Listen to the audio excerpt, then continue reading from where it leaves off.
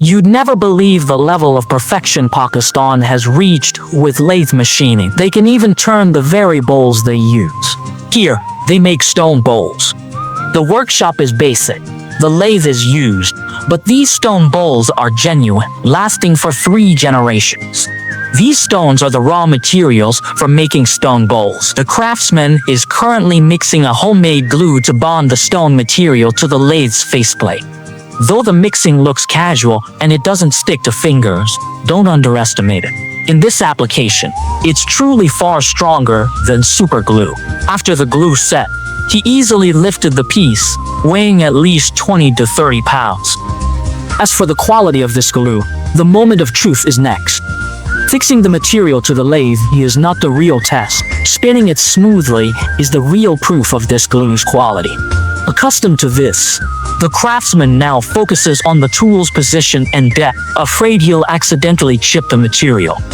This turning process isn't as smooth as with wood, but it's still quite fast. In no time, a lot of stone has been shaved away. This process tests not just the craftsman's skill, but his patience and focus.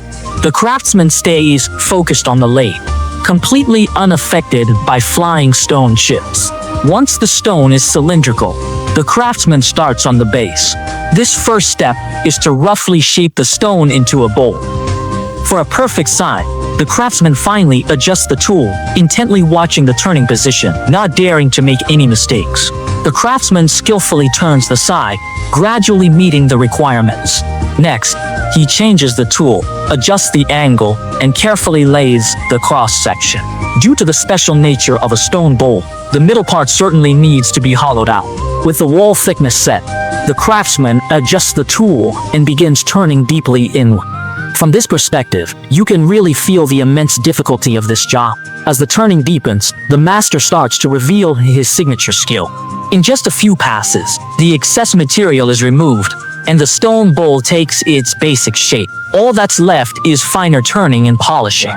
The craftsman dared not slack off now.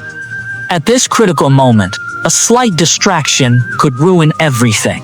After 4 hours of focused polishing, the stone bowl's shape is nearing perfection. Although currently covered in a layer of dust, it looks quite unremarkable. Next, this craftsman will breathe life into it. His job is to do the final sanding and polishing. The water gradually reveals the stone disc's smooth texture and jade-like luster. Here is the final polished result.